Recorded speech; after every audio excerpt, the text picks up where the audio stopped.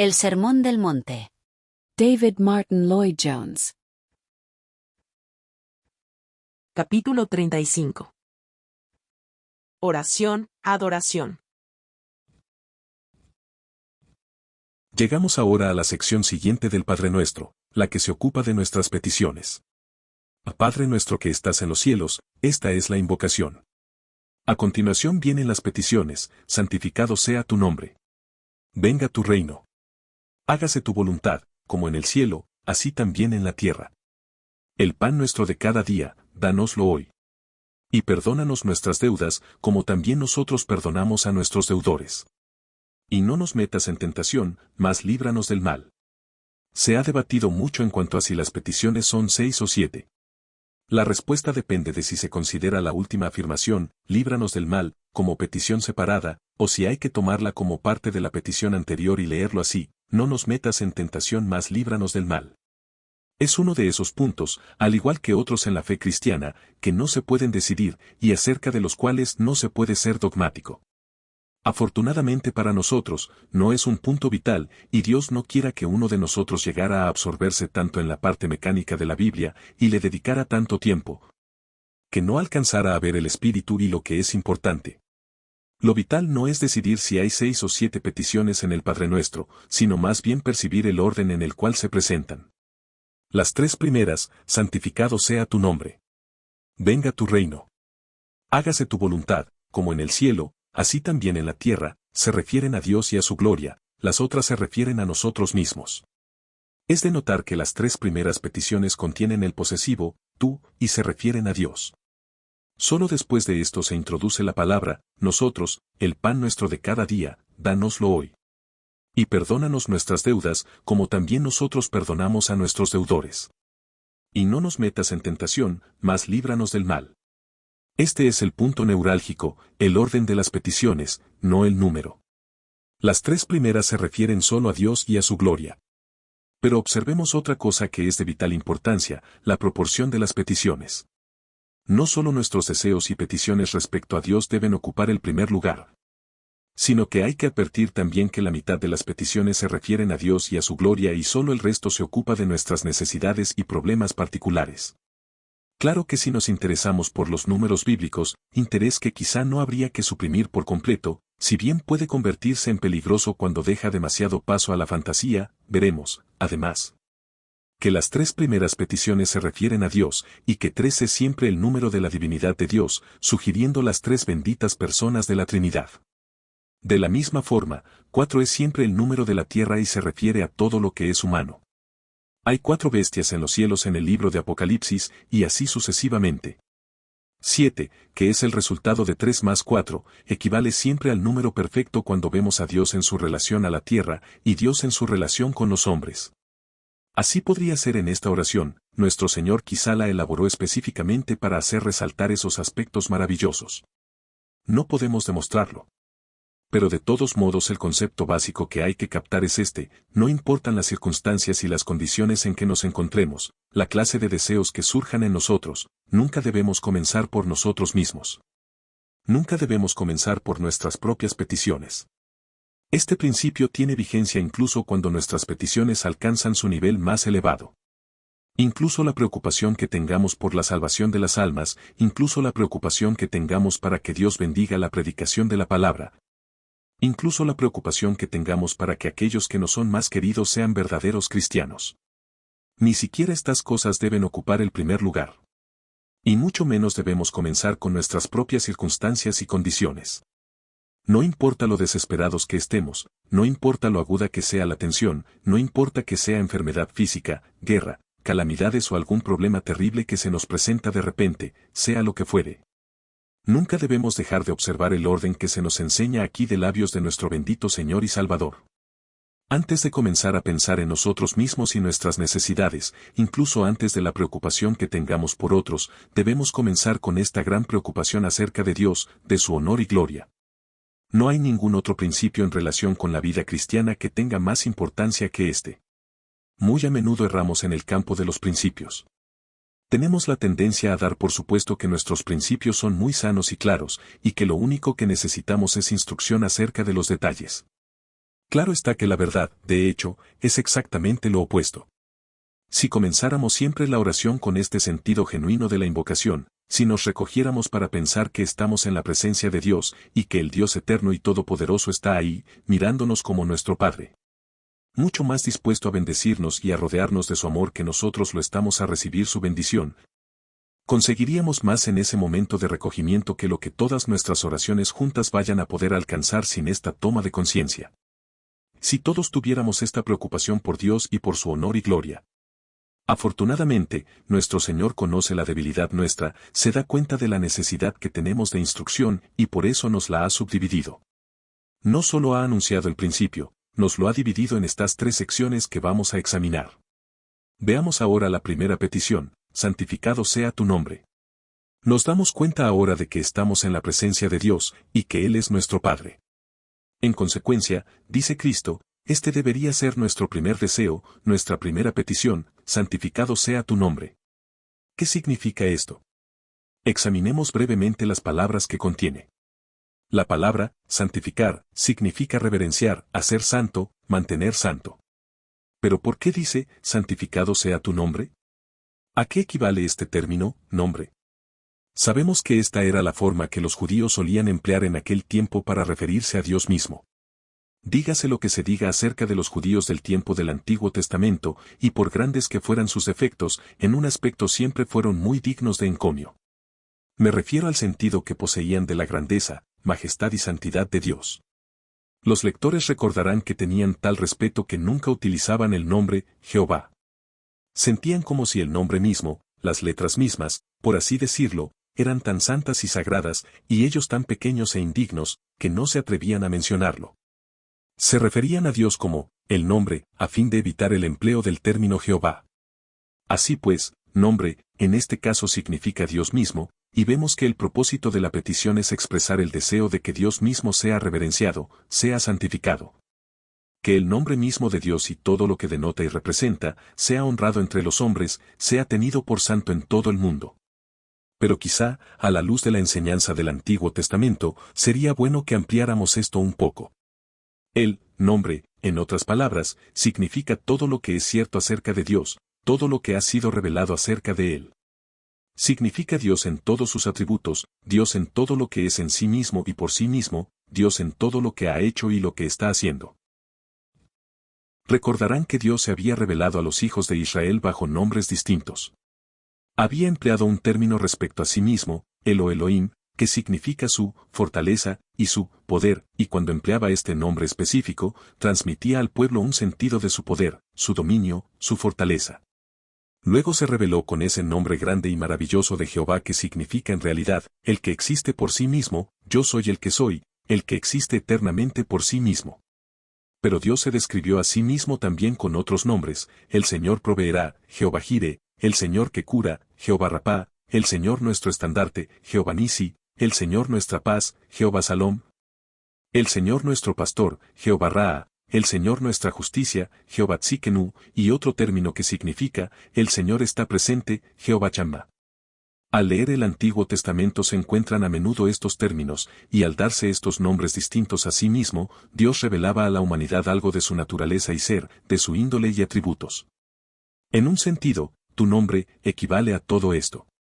Nuestro Señor nos enseña a orar para que todo el mundo llegue a conocer a Dios de esta forma, para que todo el mundo llegue a honrar a Dios así. Es la expresión de un deseo ardiente y profundo por el honor y la gloria de Dios. No se pueden leer los 4 evangelios sin ver muy claramente que esa fue la pasión consumidora del Señor Jesucristo mismo. Pasión que se encuentra perfectamente resumida en esa gran oración sacerdotal en Juan 17 cuando dice, yo te he glorificado en la tierra y he manifestado tu nombre a los hombres que del mundo me diste. Siempre estuvo preocupado por la gloria de su Padre. Dijo, no he venido a buscar mi gloria sino la gloria de aquel que me envió. No se puede entender verdaderamente la vida terrenal de Jesús a no ser en estos términos. Conocía esa gloria que desde siempre pertenece al Padre, aquella gloria que tuve contigo antes que el mundo fuese. Había visto esa gloria y la había compartido. Estaba lleno de este sentido de la gloria de Dios y su único deseo era que el género humano llegara a conocerla. ¿Qué ideas tan indignas tiene este mundo de Dios? Si uno somete a prueba las ideas que tiene acerca de Dios, comparándolas con la enseñanza de la Biblia, se verá a simple vista lo que quiero decir. Incluso carecemos del debido sentir de la grandeza, poder y majestad de Dios. Uno escucha a los hombres discutir acerca de Dios y advierte de inmediato la forma voluble en que usan el término.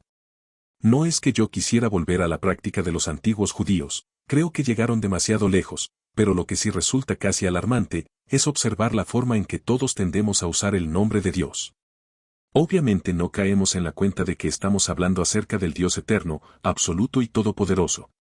En un cierto sentido, deberíamos quitarnos el calzado cuántas veces usamos su nombre. Y cuán poco valoramos la bondad de Dios, su amabilidad y providencia.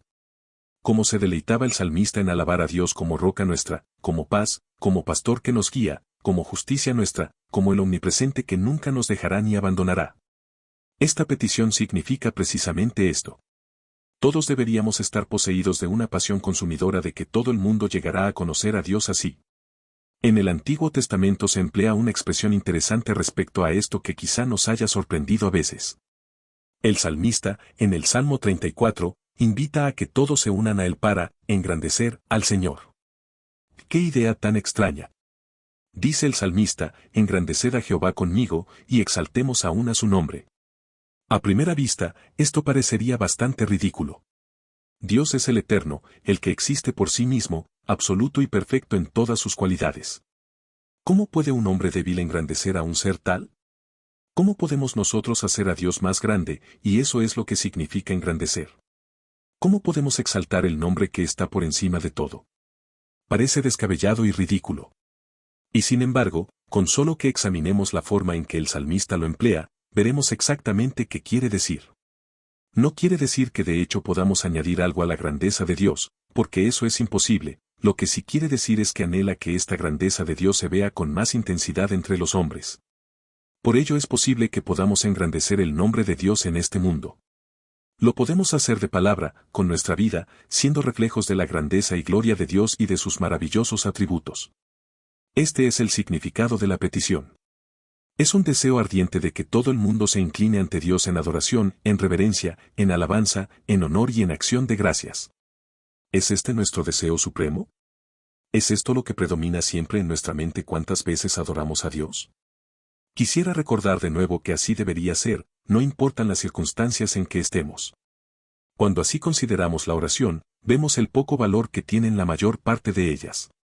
Cuando uno acude a Dios, dice nuestro Señor, aunque las circunstancias y condiciones sean desesperadas, aunque se tengan la mente y el corazón hondamente preocupados, incluso entonces, dice. Hay que detenerse un momento para recogerse y caer en la cuenta de que el deseo más hondo de todos debería ser que este Dios maravilloso, que se ha convertido en nuestro Padre en mí y por mí, sea honrado, sea adorado. Sea engrandecido entre la gente. Santificado sea tu nombre. Como hemos visto, así ha ocurrido en la oración de todos los verdaderos santos de Dios que han vivido sobre la faz de la tierra. Por consiguiente, si queremos de veras conocer la bendición de Dios y estamos preocupados de que nuestras oraciones sean eficaces y valiosas, debemos seguir este orden.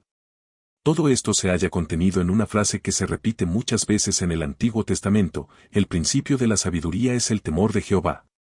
Esta es la conclusión a la que llega el salmista. Esta es también la conclusión del sabio en sus proverbios. Si uno desea saber, dice, lo que es la verdadera sabiduría, si uno desea bendición y prosperidad, si uno desea paz y gozo, si uno desea poder vivir y morir de una forma digna. Si uno desea sabiduría con respecto a la vida en este mundo, ahí está, el temor de Jehová. No es miedo, sino temor reverencial. Por consiguiente, si deseamos conocer a Dios y recibir la bendición de Dios, debemos comenzar con la adoración. Debemos decir, santificado sea tu nombre, y decirle que, antes de mencionar cualquier problema personal, nuestro único deseo es que sea conocido. Acerquémonos a Dios con reverencia y temor, porque nuestro Dios es fuego consumidor. Esta es la primera petición. La segunda es, venga tu reino. Se percibe que hay un orden lógico en estas peticiones. Se siguen la una a la otra con una especie de necesidad inevitable, divina. Comenzamos pidiendo que el nombre de Dios sea santificado entre los hombres. Pero en el momento en que decimos esta oración, se nos recuerda el hecho que su nombre no es santificado así. De inmediato surge la pregunta, ¿por qué no se inclinan todos los hombres ante el sagrado nombre? ¿Por qué no se preocupan todos los hombres por humillarse ahora en la presencia de Dios, en adorarlo y en utilizar todos los momentos para dar a conocer su nombre? ¿Por qué no? La respuesta es, desde luego, que se debe al pecado, a que hay otro reino, el reino de Satanás, el reino de las tinieblas. Y con esto se nos recuerda de inmediato la esencia misma de los problemas humanos y de la condición humana. Nuestro deseo como pueblo cristiano es que el nombre de Dios sea glorificado. Pero en cuanto comenzamos con esto, caemos en la cuenta de que existe esta oposición, y se nos recuerda toda la enseñanza bíblica acerca del mal. Hay alguien que es, el Dios de este mundo, hay un reino de oscuridad, un reino del mal, que está opuesto a Dios, a su gloria y honor. Pero Dios se ha complacido benignamente en revelar desde los comienzos mismos de la historia que Él establecerá su reino en este mundo temporal, que si bien Satanás ha entrado en este mundo y lo ha conquistado de momento, poniendo a todo el género humano bajo su dominio, Él volverá a prevalecer y convertir a este mundo y todos sus reinos en su reino glorioso. En otras palabras, a lo largo del Antiguo Testamento, se encuentran las promesas y las profecías referentes al advenimiento del reino de Dios o del reino de los cielos. Y, desde luego, este punto específico y crucial de la historia del mundo estaba muy presente en la mente de todos cuando nuestro Señor mismo estaba en la tierra. Juan el Bautista había predicado su mensaje, arrepentíos, porque el reino de los cielos se ha acercado. Invitaba a la gente a que se preparara. Y cuando nuestro Señor comenzó a predicar, dijo exactamente lo mismo, arrepentíos, porque el reino de los cielos se ha acercado, punto. En esta petición obviamente tiene presente esta idea al enseñar a sus discípulos que oren de un modo específico. En ese momento histórico inmediato, enseñaba a sus discípulos a orar para que el reino de Dios llegara pronto. Pero la oración es igualmente adecuada para nosotros como pueblo cristiano de todas las edades hasta que llegue el fin. Podemos resumir la enseñanza referente al reino. El reino de Dios significa realmente el reinado de Dios, significa la ley y el gobierno de Dios. Si lo vemos así comprenderemos que el reino puede considerarse de tres formas. En un sentido, el reino ya ha llegado. Llegó cuando el Señor Jesucristo estuvo aquí. Él dijo, si por el dedo de Dios echo yo fuera a los demonios, ciertamente el reino de Dios ha llegado a vosotros. En otras palabras, el reino de Dios ya está aquí, ejerzo este poder, esta soberanía, esta majestad. Este dominio, este es el reino de Dios. En cierto sentido pues, el reino de Dios había llegado ya. El reino de Dios también está aquí en este momento en los corazones y vidas de todos los que se someten a Él, de todos los que creen en Él.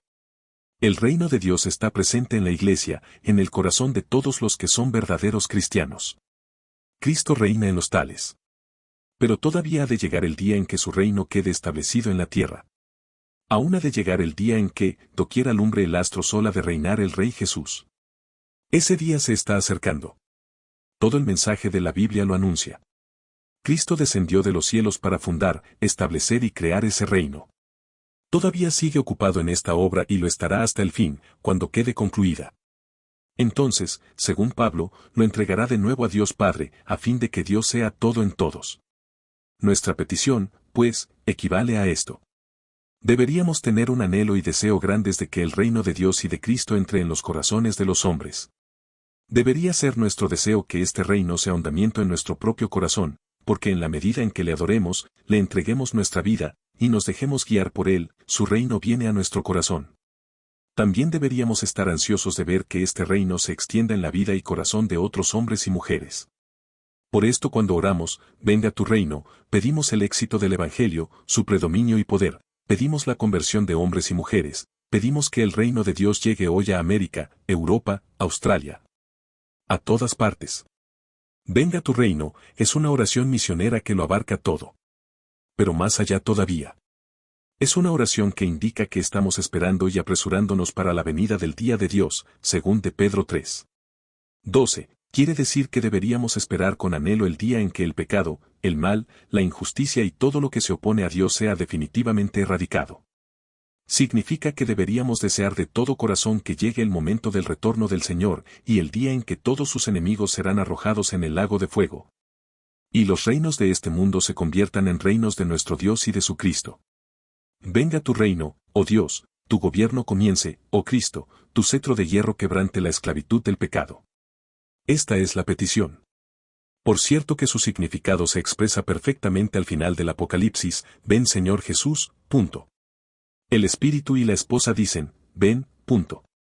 Nuestro Señor está subrayando aquí que antes de que empecemos a pensar en nuestras necesidades y deseos personales, deberíamos tener dentro de nosotros este deseo ardiente de la venida de su reino, y anhelar que el nombre de Dios sea glorificado y engrandecido sobre todas las cosas. La tercera petición, hágase tu voluntad, como en el cielo, así también en la tierra, no necesita explicación. Es una especie de consecuencia y conclusión lógica de la segunda, al igual que esta era conclusión lógica de la primera. El resultado de la venida del reino de Dios entre los hombres será que la voluntad de Dios se hará entre los hombres. En los cielos la voluntad de Dios siempre se cumple perfectamente. En la Biblia solo tenemos algunas metáforas tenues acerca de ello. Pero son suficientes para saber que lo que es característico del cielo es que todos y todo giran alrededor de Dios y están ansiosos de glorificar y engrandecer su nombre.